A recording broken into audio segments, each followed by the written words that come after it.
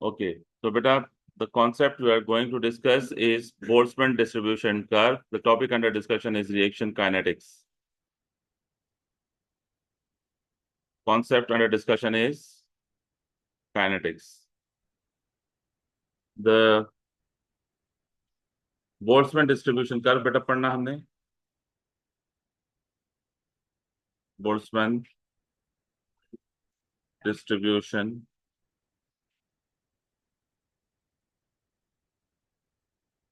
Boltzmann distribution curve.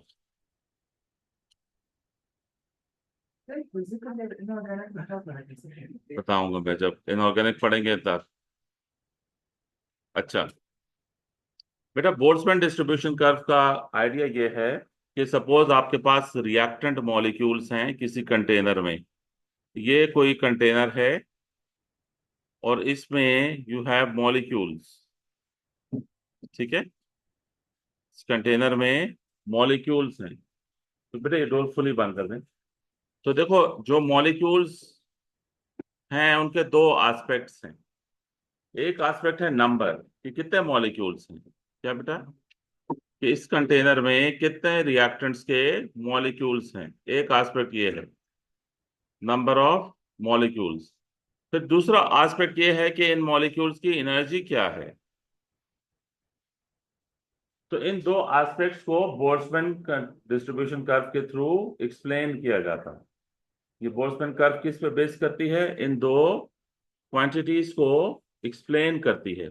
क्या आप समझते हैं कि ये सारे मॉलिक्यूल्स की एनर्जी एक जैसी है? क्या ये जो एक बॉटल है इसमें पानी है, क्या आप समझते हैं कि इस बॉटल में जितना पानी है सारे पानी के मॉलिक्यूल्स की एनर्जी एक जैसी है? नॉट पॉसिबल बेटा। कुछ मॉलिक्यूल्स की एनर्जी बहुत ज्यादा होती है क्योंकि वो मॉलिक्यूल्स फिर एवोपरेट कर जाते हैं, और कुछ मॉलिक्यूल्स की एनर्जी बहुत कम होती है, लेकिन मेजॉरिटी मॉलिक्यूल्स की एनर्जी एवरेज एनर्जी के अराउंड होती है। तो you can say majority molecules की एनर्जी अराउंड एवरेज एनर्जी होगी, लेकिन कुछ मॉलिक्यूल ज्यादा एनर्जेटिक होंगे और कुछ मॉलिक्यूल्स की एनर्जी बहुत कम होगी। ये आपने सुना है कि लिक्विड्स में एवापोरेशन क्यों होती है? कि जो मॉलिक्यूल्स हाईली एनर्जेटिक होते हैं वो ऊपर आते हैं पहले और फिर वहां से escape कर जाते हैं। जिन मॉलिक्यूल्स की एनर्जी ज्यादा होती है वो एवापोरेट कर जाते हैं। ठीक है, you was asking this thing. Okay, तो दो एस्पेक्ट्स हैं, एक के कितने मॉलिक्यूल्स हैं कंटेनर में जो जिन्होंने रिएक्ट करना है, और दूसरा उनकी एनर्जी कितनी है। तो बोल्ट्जमैन डिस्ट्रीब्यूशन कर्व आपको कह सकते हैं कि बेटा ड्रॉ करें। तो ड्रॉ करने के लिए it will be 3 marks question. ठीक है, बोल्ट्जमैन डिस्ट्रीब्यूशन कर्व को अगर ड्रॉ करना है तो 3 मार्क्स का क्वेश्चन है। 1 मार्क लेबलिंग ऑफ एक्सिस है। तो वाई एक्सिस को आपने लेबल करना है नंबर ऑफ मॉलिक्यूल से। किससे बेटा? नंबर ऑफ मॉलिक्यूल से। और जो एक्स एक्सिस है उसे लेबल करना है किससे? एनर्जी से। एक्स एक्सिस को एनर्जी से लेबल करेंगे। ये जो एनर्जी होती है ना, ये किलो जाउल में होती है। इसके यूनिट मेंशन खैर ना करें, ये यूनिट अभी मैं मिटा लूंगा, यूनिट मत लिखें। ओके। और जो नंबर ऑफ मॉलिक्यूल्स हैं, ये ये असल में नंबर ऑफ मॉलिक्यूल्स पर किलो जाउल है। राइट? क्या है? वाई एक्सिस पे नंबर ऑफ मॉलिक्यूल्स पर किलो जाउल है और एनर्जी किलो जाउल में है। तो बोल्ट्जमैन, अच्छा, 1 मार्क लेबलिंग का है, देखे सामने बेटा। दूसरा मार्क कि आपने कर्व को ओरिजिन से स्टार्ट करना है। कहां से स्टार्ट करना है? ओरिजिन से स्टार्ट करें, और ये बोल्ट्जमैन डिस्ट्रीब्यूशन कर्व है। ये पीक बेटा बने इसकी, और उसके बाद ये जो लाइन है ये will never touch energy axis. ये जो लाइन है ये एनर्जी एक्सिस को टच, बल्कि एसिम्प्टोटिक रहेगी। This line becomes asymptote. What is asymptote? हाँ, a line which runs parallel to axis. हाँ, एनर्जी की लोअर लिमिट तो हो सकती है, अपर लिमिट नहीं हो सकती। यानी अपर एनर्जी ज्यादा करे जाए वो इंफिनिटी तक जा सकती है। ठीक है, लोअर लिमिट तो एनर्जी की हो सकती है, अगर टेम्परेचर 0 केल्विन हो तो काइनेटिक एनर्जी 0 हो जाएगी। लेकिन एनर्जी की अपर लिमिट पॉसिबल नहीं है। एनर्जी ज्यादा करी जाए, हीट देते जाए, एनर्जी ज्यादा होती जाएगी, अपर लिमिट नहीं है, तो इसलिए line will run asymptotic to. हाँ ये भी ठीक है। ठीक है, तो ये बेटा बोल्ट्जमैन डिस्ट्रीब्यूशन कर्व है। अब इसके हम डिफरेंट एस्पेक्ट्स हैं उसे एक्सप्लेन करेंगे। सुने बेटा गौर से, फिर देखें। ये जो पीक है ना, पीक के करस्पॉन्डिंग जो एनर्जी है, इसे हम बोलेंगे मोस्ट प्रोबेबल एनर्जी। क्या बेटा बोलेंगे? मोस्ट प्रोबेबल एनर्जी, इसका मतलब एवरेज एनर्जी है। इसका मतलब मोस्ट प्रोबेबल एनर्जी का मतलब average energy.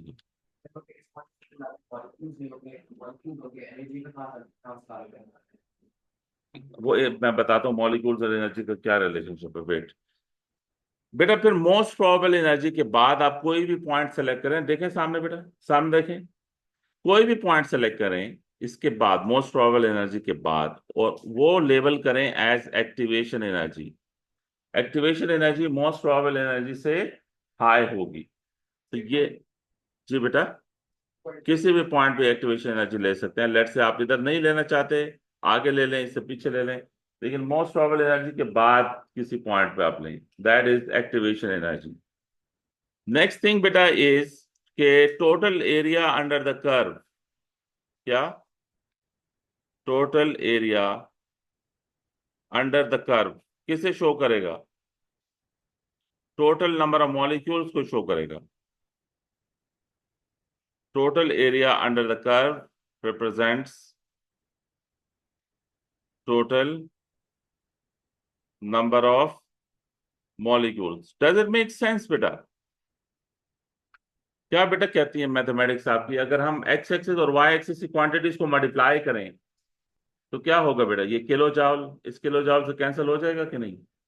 What you are left with? Number of molecules only. तो इसलिए total area under the curve किसे रिप्रेजेंट करेगा? टोटल नंबर ऑफ मॉलिक्यूल्स को रिप्रेजेंट कर।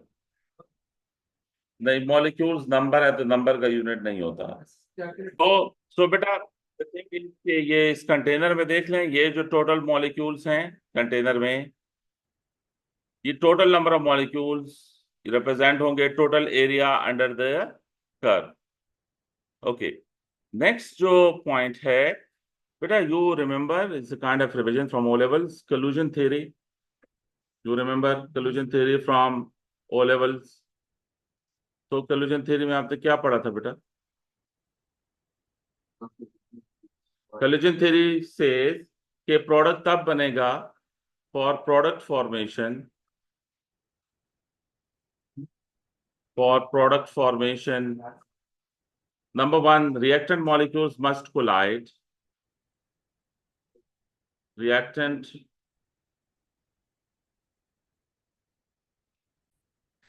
reactant molecules must collide, तब प्रोडक्ट बनेगा बेटा। और what was the second point बेटा? प्रोडक्ट बनने के लिए दूसरी कंडीशन क्या है? हाँ, energy of molecules should be equal और ग्रेटर देन एक्टिवेशन एनर्जी।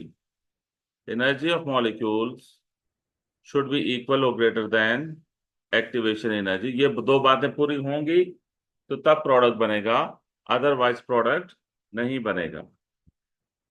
बेटा वंस अगेन हम बोल्ट्जमैन कर्व को देखते हैं। बोल्ट्जमैन डिस्ट्रीब्यूशन कर्व, इसको वंस अगेन बेटा देखें और इसके हम डिफरेंट एस्पेक्ट्स को एक्सप्लोर करना चाहेंगे। तो इस बोल्ट्जमैन कर्व को फिर बेटा मैं ड्रॉ कर रहा हूं। Just tell me what should I take on x axis, what should I take on y axis? बताएं। नंबर ऑफ मॉलिक्यूल्स लें, और एक्स एक्सिस पे क्या लें? एनर्जी लें।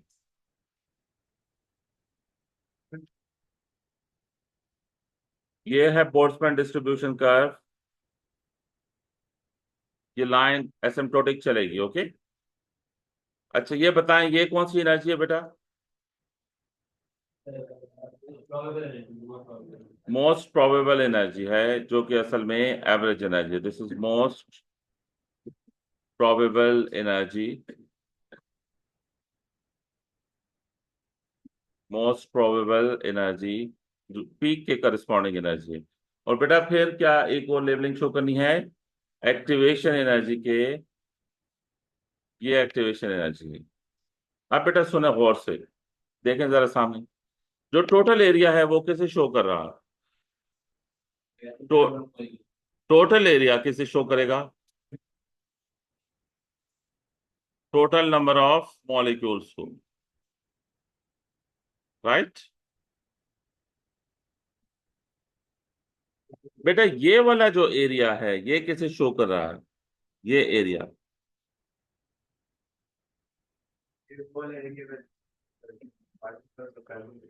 ये एरिया उन मॉलिक्यूल्स को शो कर रहा है जिनकी एनर्जी मोस्ट प्रोबेबल एनर्जी के अराउंड है।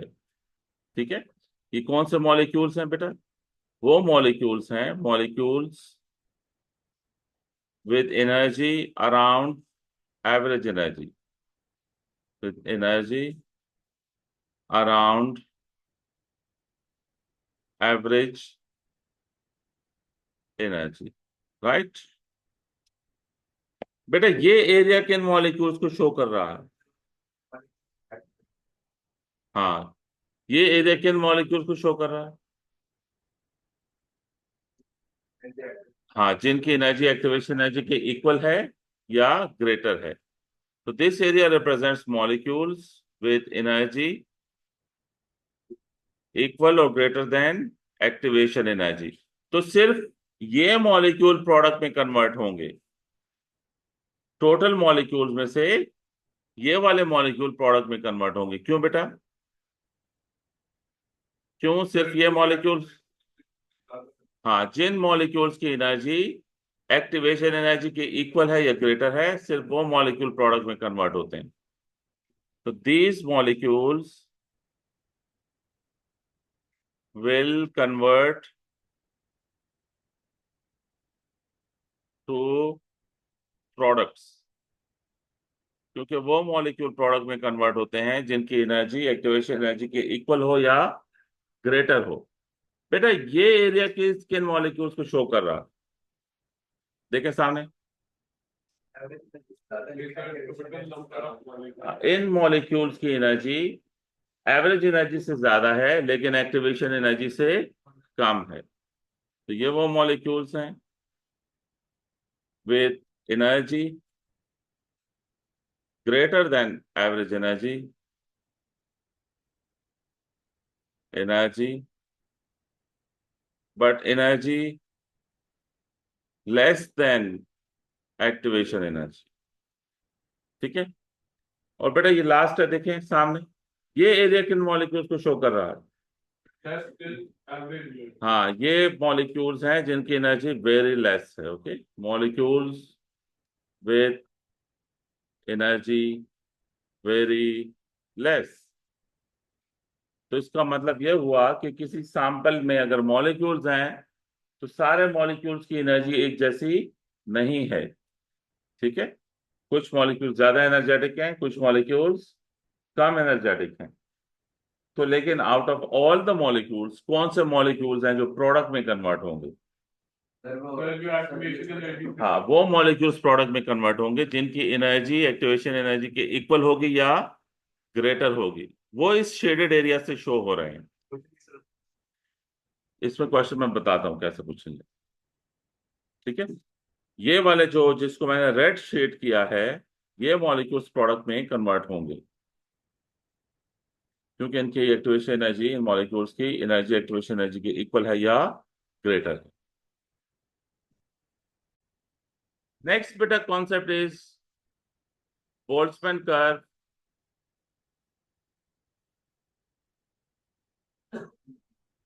Boltzmann curve and catalyst.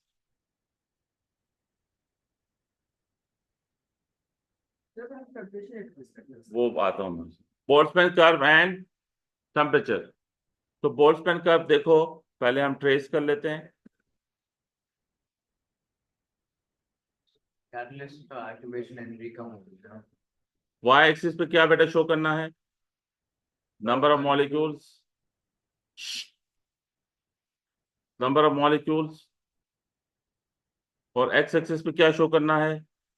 Energy. How to make Boltzmann curve? अभी तक अच्छी खासी प्रैक्टिस हो जानी चाहिए बोल्ट्जमैन कर्व की।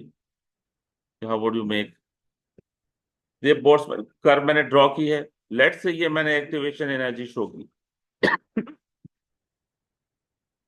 This is activation energy.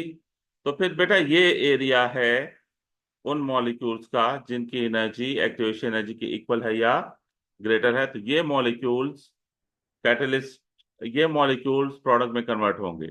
अब सुने बेटा, सुने। व्हेन कैटलिस्ट इज यूज्ड,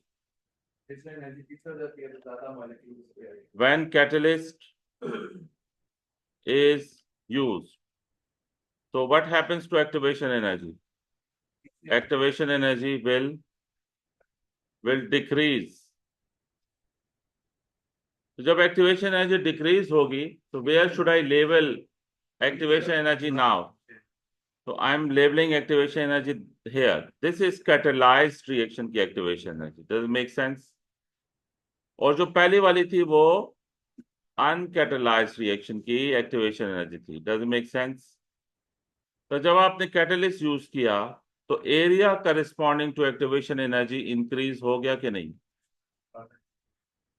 तो when catalyst is used activation energy will decrease. अब ये की पॉइंट्स हैं जो अपने पेपर में लिखने हैं। क्या? Area corresponding to, area corresponding to activation energy will increase. ठीक है, एरिया इंक्रीज करेगा करस्पॉन्डिंग टू एक्टिवेशन एनर्जी। जी, total area under the curve represents total number of molecules. तो मैंने पूछा था कि ये total area activation energy तक है या उससे आगे? उससे आगे भी लेकिन सर ये शेप इनक्लोज कभी नहीं होगी, asymptotic नहीं होगी। एरिया निकाल नहीं सकते। हाँ, लेकिन बस हम अज्यूम कर लेंगे जितना एरिया विजिबल है। ठीक है, क्योंकि अपर लिमिट है नहीं एनर्जी की, इसलिए वो टच नहीं कर सकता। तो area corresponding to activation energy will increase. फिर बेटा क्या होगा? More molecules, more molecules will have energy equal or greater than activation energy. Does it make sense बेटा? ये आपको पिक हुआ? अब ज्यादा मॉलिक्यूल्स की एनर्जी एक्टिवेशन एनर्जी के इक्वल या ग्रेटर होगी। क्यों बेटा? एरिया, एरिया बढ़ गया है। तो फिर great more molecules will make successful collision per second. More molecules will make successful collision per second, या greater number of molecules will have collision, so greater frequency of successful collision होगी। successful collisions per second, तो rate increase होगी कि नहीं बेटा इस case में? 10 rate increases. This is the discussion. तो देखें, जब आपने कैटलिस्ट यूज किया तो nothing happen to curve. Curve को कुछ नहीं होगा, सिर्फ एक्सिस की लेबलिंग आप चेंज कर देंगे। सो टेम्परेचर में पर सेकंड भी लिखा मैंने। तो फिर एक जो टोटल नंबर ऑफ मॉलिक्यूल्स हैं वो जल्दी प्रोडक्ट में कन्वर्ट होंगे। ऐसा नहीं है कि अमाउंट ऑफ प्रोडक्ट बढ़ेगा। So greater rate of reaction.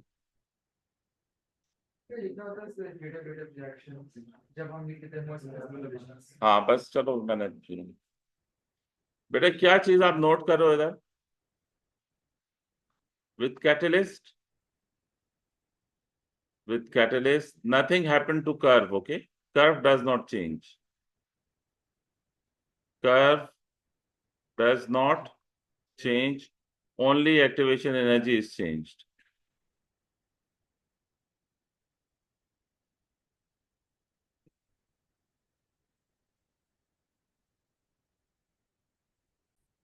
Boltzmann curve and temperature.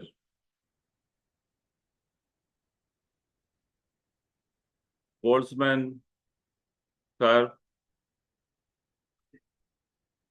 and temperature. ठीक है, तो देखो ये बोल्ट्जमैन डिस्ट्रीब्यूशन कर्व है, हम पहले से ट्रेस कर लेते हैं. So what we need to take on y-axis, number of molecules. What we need to take on x-axis, energy. How we need to make Boltzmann curve? We will always start Boltzmann curve from the origin, and it goes like this. ठीक है? Okay, here I'm labeling it for activation energy. So what I got is area corresponding to activation energy. Okay, only these molecules will convert to products. So this is Boltzmann distribution curve at temperature T1. अब जरा देखें गौर से, बाद में लिख लेना. Just look बेटा. What happens के आपको ये बोलेंगे draw another curve, another Boltzmann curve at temperature T2 such that T2 is greater than T1. ठीक है, दूसरी बोल्ट्जमैन कर्व ड्रॉ करें टेम्परेचर T2 पे, और T2 ग्रेटर देन T1 है. अब जब टेम्परेचर इंक्रीज बेटा करते हो तो व्हाट हैपेंस, ये देखो ये मॉलिक्यूल्स हैं कंटेनर में, तो क्या टेम्परेचर इंक्रीज करने से नंबर ऑफ मॉलिक्यूल्स इंक्रीज होंगे या डिक्रीज होंगे? नंबर ऑफ मॉलिक्यूल्स उतने ही रहेंगे, सिर्फ मॉलिक्यूल्स की एनर्जी इंक्रीज हो जाएगी. तो टोटल एरिया सेम होना चाहिए दूसरी कर्व का, यानी T2 पे जो टोटल एरिया है उसको T1 के टोटल एरिया के इक्वल होना चाहिए, क्योंकि टोटल एरिया मॉलिक्यूल्स को शो करता है, मॉलिक्यूल चेंज नहीं होंगे. क्या एवरेज एनर्जी चेंज होगी जब आप टेम्परेचर ज्यादा करेंगे? एवरेज एनर्जी ज्यादा हो जाएगी. तो देखो ये एवरेज एनर्जी को आगे होना चाहिए कि नहीं, इसकी पीक राइट साइड पे शिफ्ट करनी चाहिए, और कर्व को भी राइट साइड पे शिफ्ट करना चाहिए. क्यों राइट साइड पे शिफ्ट करना चाहिए? क्योंकि जब आप टेम्परेचर ज्यादा करोगे तो मॉलिक्यूल्स की एनर्जी ज्यादा हो जाएगी, तो एवरेज एनर्जी भी ज्यादा होगी और इंडिविजुअल मॉलिक्यूल्स की एनर्जी भी ज्यादा होगी. तो उसकी वजह से ये जो पीक है वो राइट साइड पे शिफ्ट होगी और कर्व भी राइट साइड पे शिफ्ट होगी, पीक भी और कर्व भी. देखो पहले एवरेज एनर्जी कितनी थी, ये थी ना, ये एवरेज एनर्जी थी. अब हाई टेम्परेचर पे एवरेज एनर्जी देखो ज्यादा हो गई कि नहीं?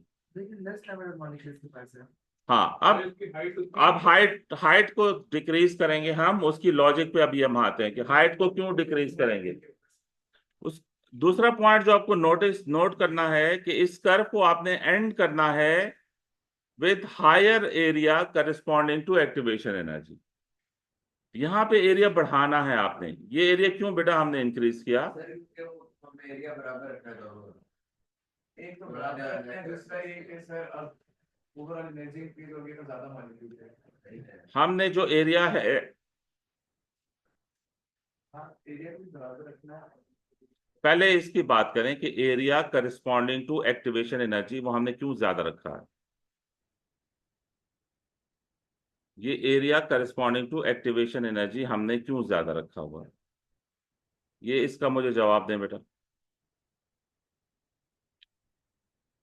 I think ये बात होगी कि ज्यादा, जब टेम्परेचर ज्यादा होगा तो मॉलिक्यूल्स की एनर्जी ज्यादा हो जाएगी ना, तो you will have greater number of molecules with energy equal और ग्रेटर देन एक्टिवेशन एनर्जी. तो ये एरिया ज्यादा हो जाएगा, ये एरिया ज्यादा करना. ओके, लेकिन चूंकि टोटल एरिया को सेम रखना है ना, टोटल एरिया सेम रखने के लिए हमने एरिया कंपनसेट यहां से किया है. ये पीक हाइट जो हमने डिक्रीज की है ये कंपनसेशन के लिए की है कि टोटल एरिया सेम हो जाए.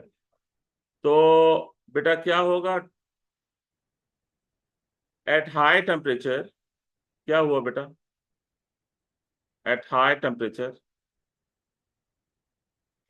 Kinetic energy increases, so greater area corresponding to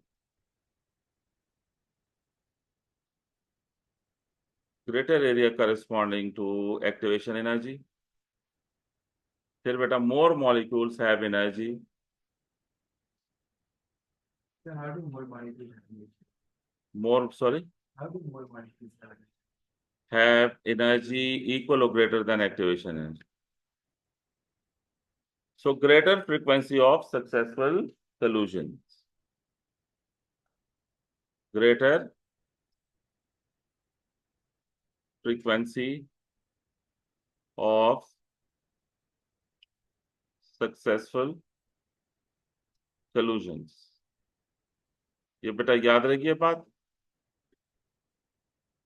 और बेटा आप ये बात नोट रखें कि जब भी टेम्परेचर इंक्रीज होगा, when temperature increased, जब भी बेटा टेम्परेचर इंक्रीज होगा, पीक और कर्व दोनों राइट साइड पे शिफ्ट होंगी। Peak and curve shifts to right side. बेटा पीक हाइट डिक्रीज होगी। क्या होगी बेटा? पीक हाइट डिक्रीज होगी और area corresponding to activation energy increase होगा। Area corresponding to activation energy will increase and vice versa। इसका क्या मतलब है बेटा vice versa का?